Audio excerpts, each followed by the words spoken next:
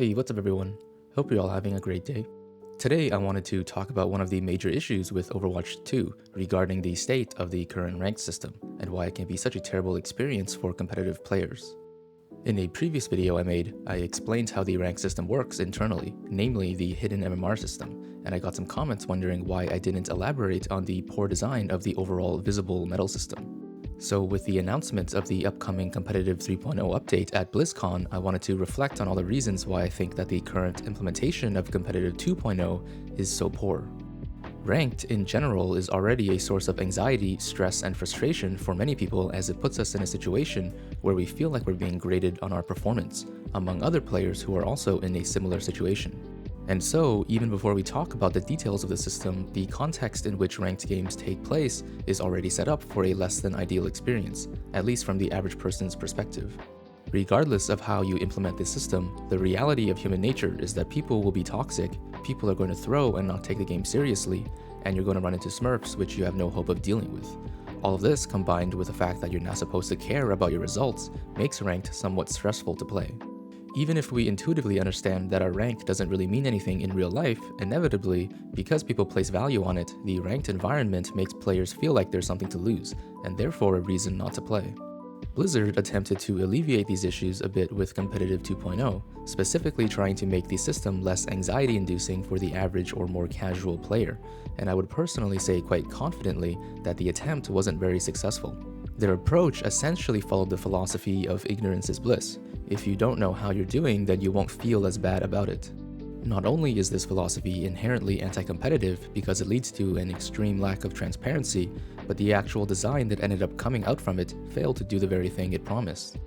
The motivation is already quite questionable. Trying to make a competitive system more appealing to the kind of person that already doesn't like competitive environments is almost paradoxical, and it's likely to lead to a product that's just bad for everyone.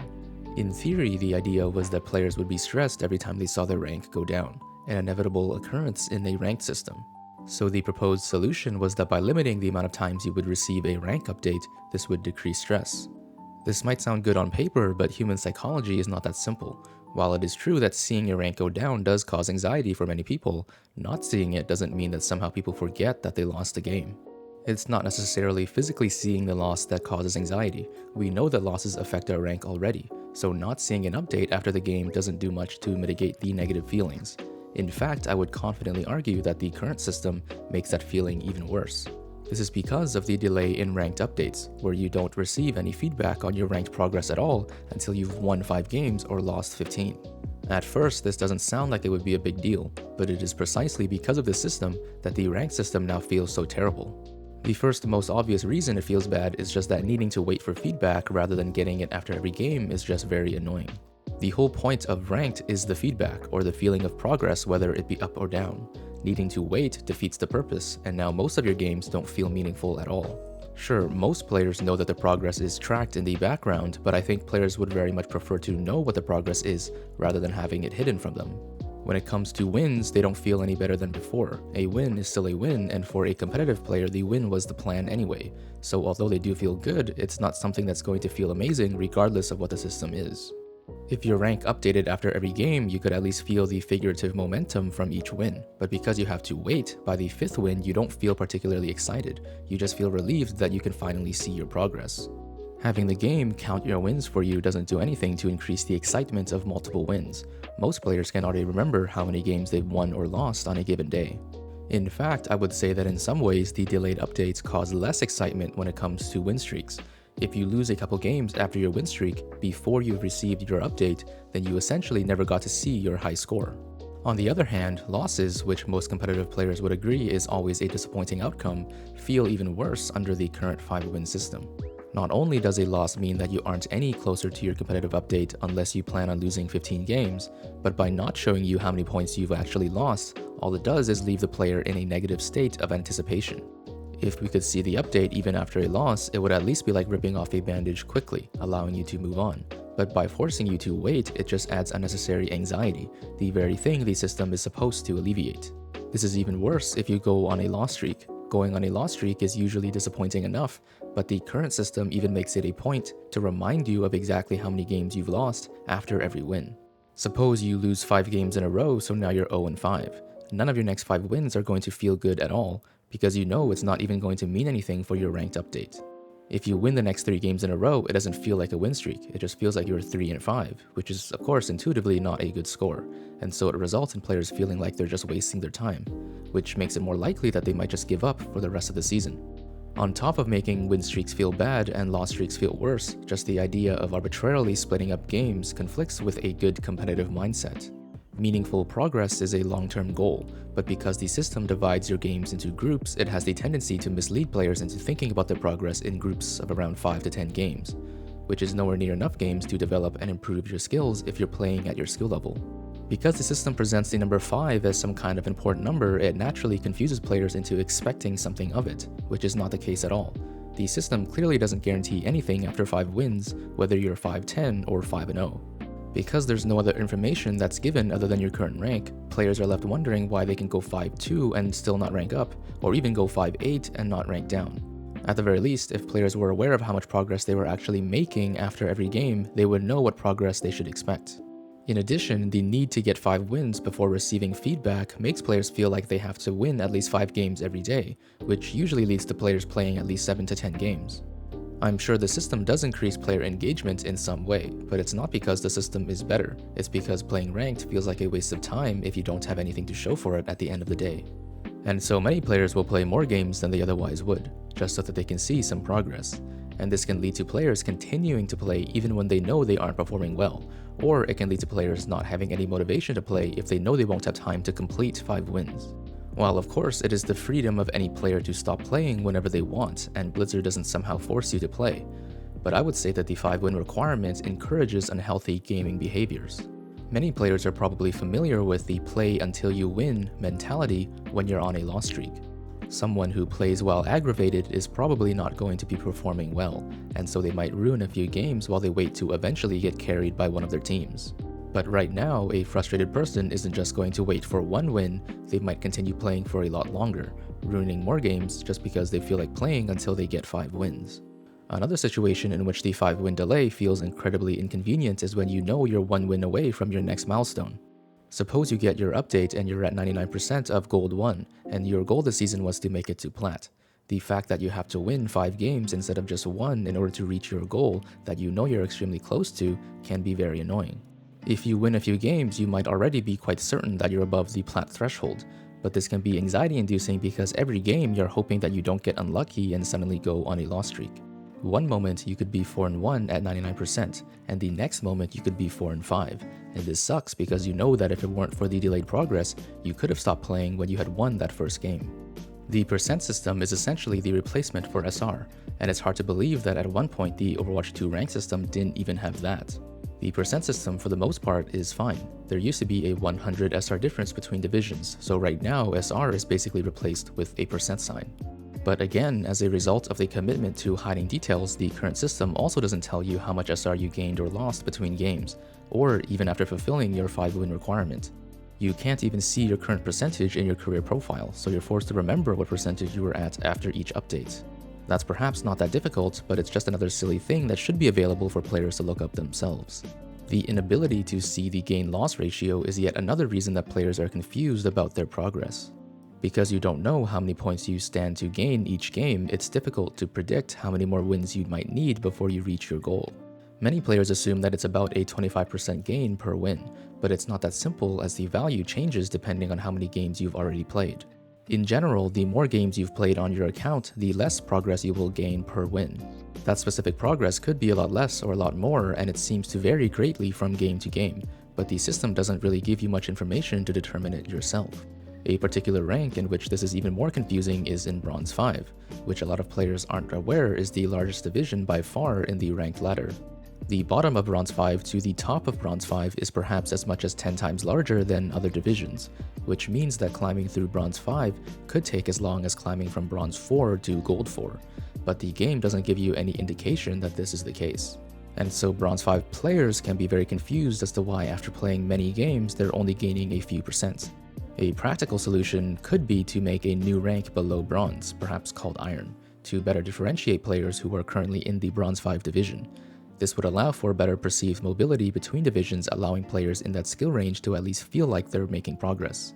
Of course, it's understandable why a developer might not want to do this, because inevitably, there are going to be players who will be less than happy at the fact that they get demoted from 10% Bronze 5 to Iron 5. There's already some pretty negative stigma around being bronze, which I think is a rather unhealthy attitude, but it definitely exists. So adding a new tier further below just serves to make players feel even worse. But in my opinion, this runs into the same issue of, is it better to hide information for the sake of making people feel less bad, or is it better to give people the information they need and let them decide for themselves what to do about it? This is of course assuming that hiding information does in fact make people feel better. I would argue that once people catch on to the fact that you're doing that, it no longer works, which is a major reason that the ranked system feels so frustrating. Beyond just ranks, because we're talking about the entire system, I think the matchmaking also deserves some much needed attention. In theory, matchmaking works fine in the sense that if you're good, you will climb, and if you're not, you won't. If you play hundreds to thousands of games, eventually you'll arrive at your true rank. The matchmaker works on average, and it places you with other players of similar skill level on average, but averages don't always tell the full story. Consistency is important, and another extremely important variable is the range of possible values, not just the average. Something that's said to work on average can still not work most of the time. As long as that something doesn't work equally in both directions, it can still look like it works on average. Now, it's understandable that some variation in the quality of games is going to happen even if the matchmaker is perfect. The reality is that regardless of your rank, there's going to be variation in your performance.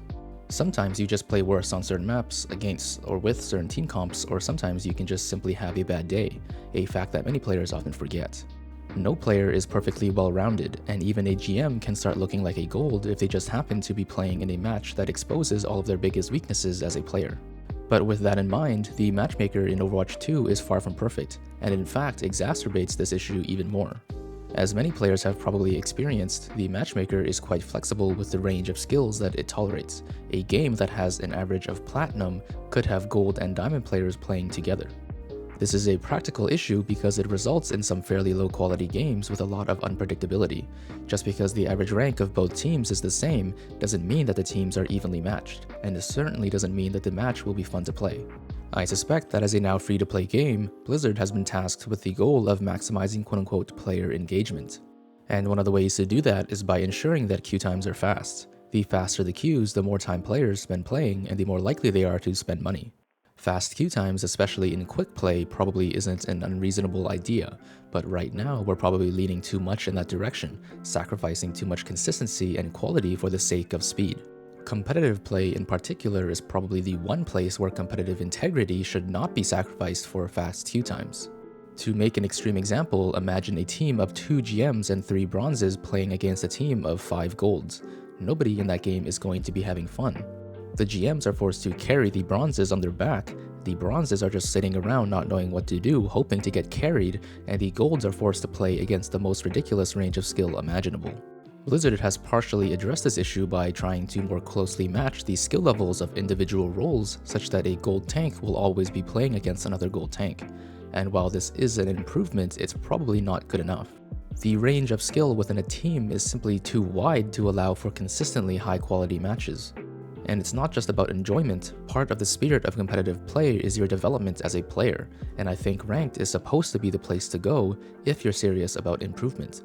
We learn best when we're challenged just slightly beyond our current limitations, allowing us to actively figure out how to make incremental improvements.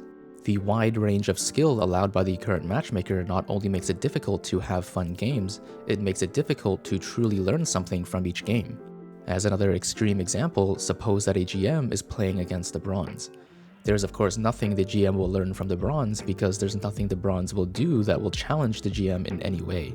On the other hand, there's nothing that the bronze can learn from the GM because there's nothing that the GM will do that the bronze will be able to actually understand. It doesn't really matter if the teams have matching average skill levels, if there's simply no value to be had from the interaction between players. Of course, it's not possible to always be matched against players that are slightly better than you, but the point is that the degree of skill difference is very important to help players improve efficiently. If a gold player is truly making incremental improvements towards becoming a plat player, it's going to be very difficult to feel those improvements against bronzes, and it's also going to be difficult to feel those improvements against diamonds, which ultimately leads to a lot of confusion when players are trying to figure out what works and what doesn't. The best games to identify points of improvement are games where you just barely won or barely lost. Because the difference is small, it's easy to understand what actually made the difference.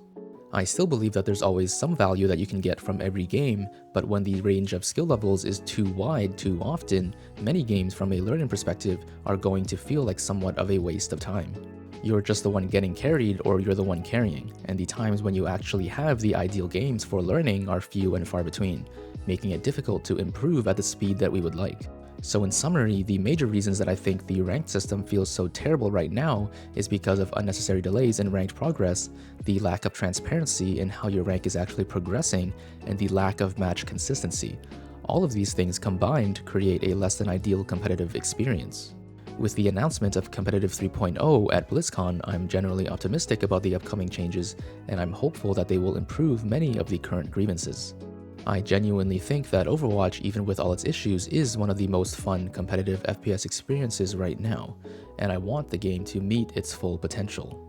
And that's all I have to say for now. If you made it this far, I want to thank you for watching. If you enjoyed the video, consider subscribing and leaving a like and comment to support the channel. I would love to know your thoughts on the current competitive system, and let me know if I left anything out. And with that, I hope you have a wonderful day.